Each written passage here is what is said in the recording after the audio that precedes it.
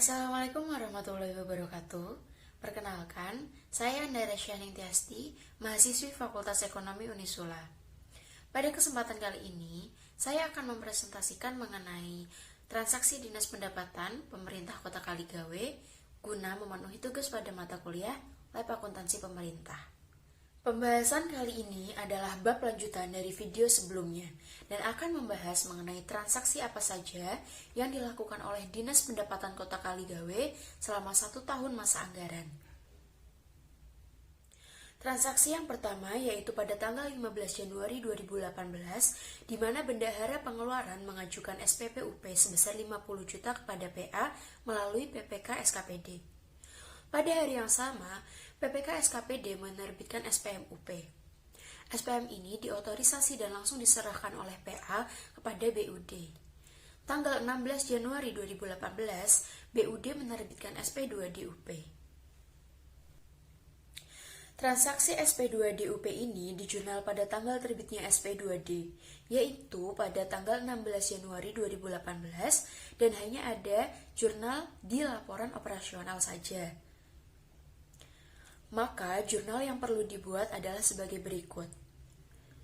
Di sisi debit diisi dengan kas di bendahara pengeluaran sebesar 50 juta, kemudian di sisi kredit diisi dengan RK PPKD sebesar 50 juta.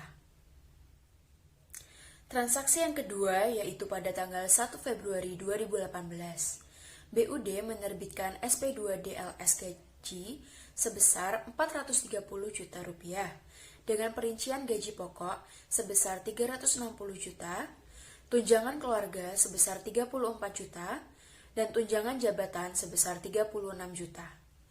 Transaksi pembayaran gaji ini dijurnal untuk kepentingan LO dan LRA. Maka, jurnal yang diperlukan yaitu sebagai berikut.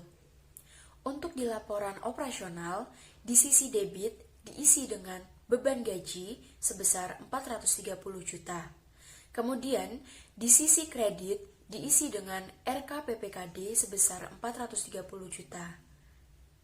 Untuk di laporan realisasi anggaran, di sisi debit diisi dengan belanja gaji sebesar 430 juta.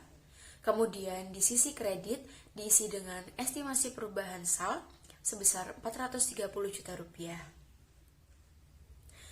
Transaksi yang ketiga yaitu pada tanggal 26 Februari 2018 di mana Bendahara Pengeluaran Dinas Pendapatan membayar makan dan minum untuk rapat dengan menerbitkan SP2DGU senilai 1 juta rupiah. Transaksi pembelian makan dan minum ini menggunakan uang GU di jurnal untuk kepentingan LO dan LRA.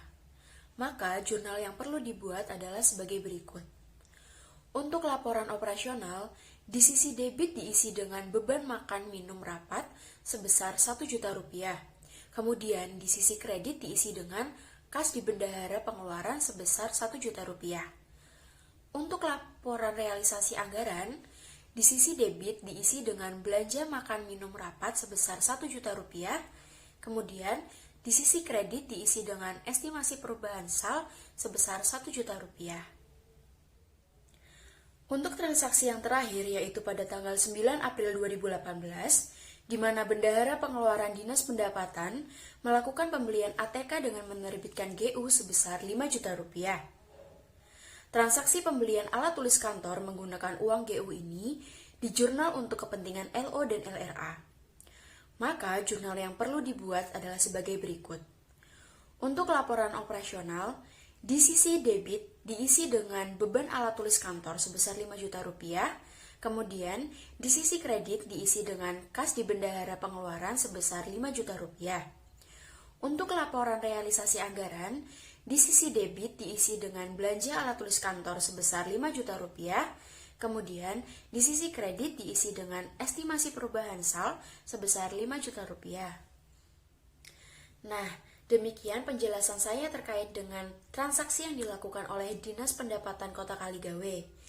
Semoga yang saya sampaikan bisa diterima dan bermanfaat. Kurang lebihnya saya mohon maaf apabila ada tutur kata yang kurang berkenan. Wassalamualaikum warahmatullahi wabarakatuh.